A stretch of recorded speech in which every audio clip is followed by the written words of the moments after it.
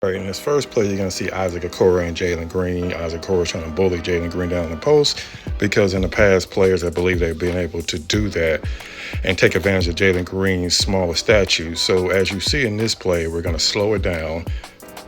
The difference between Jalen Green in previous years and this year is Jalen Green's in much better position, as you see here. He's not over-committing, which he's done in the past, and also he's not reaching, which he's also done in the past. That's got him in foul trouble a lot. Also, he's giving the effort that he didn't necessarily always give in the first couple of seasons. And also, you see here, he stays in position, he doesn't foul, he doesn't fall for any pump fakes, and he goes straight up and gets the block. That's the type of defense that you haven't been able to see from Jalen Green in the past, and that's something that definitely has stood out in these last several weeks, but all season he's played really good defense compared to where he was the first couple years.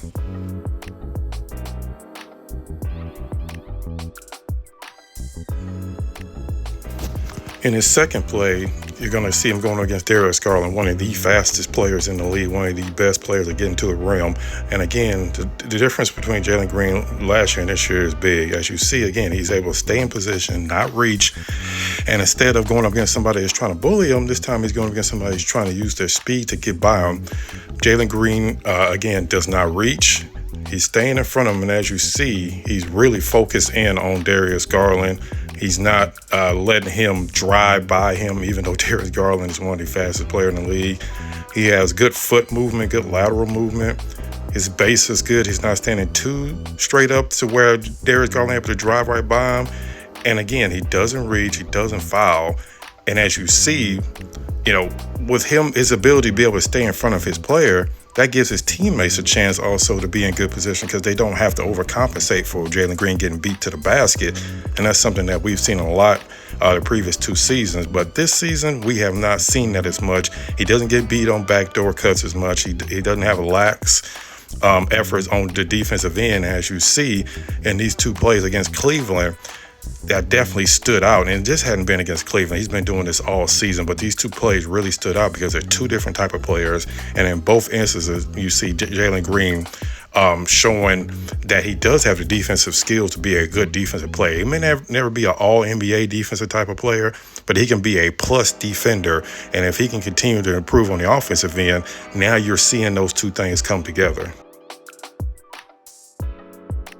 So again, I want to show these two plays because there's two different offensive styles of players going up against Jalen Green. And in both instances, Jalen Green showed that he can be a plus defender. It comes down to consistency with Jalen Green, just not on the offensive end, but on the defensive end.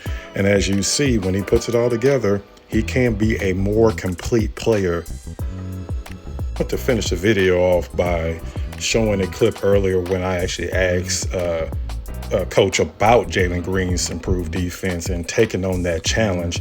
And this is something, like I said, that's been happening all season, but a lot more lately, especially with the Rockets winning streak and winning 7 out of 8. So I want to finish the video showing what coach said to me earlier this month. I think this was actually before the Clippers game. So here's the video of coach talking about Jalen Green's improved defense.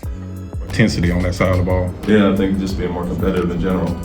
Taking those challenges. A big one was Beal the other night. And you see, you got a little chippy there between those two, and that's the biggest thing is having that competitive nature and the effort on that side. And then, it's rotations and schematics that we want him to get down and be better at. But the first part is taking that challenge and not just being labeled on one side. And so I think he's done that better coming out of All-Star break, guarded. But then obviously everybody knows the scoring, so. Doubly as well if he's doing both and not giving up on the defensive end. My main focus is just defense. Just really locking in on matchups and the things we go over and shoot around.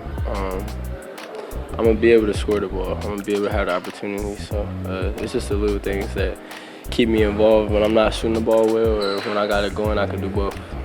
So I want to end the video by letting you hear from Jalen Green himself.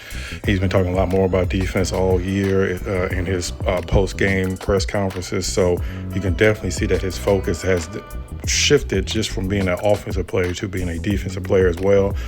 So that's going to do it for today's special Rockets Fuel podcast as we discuss Jalen Green's improved defense.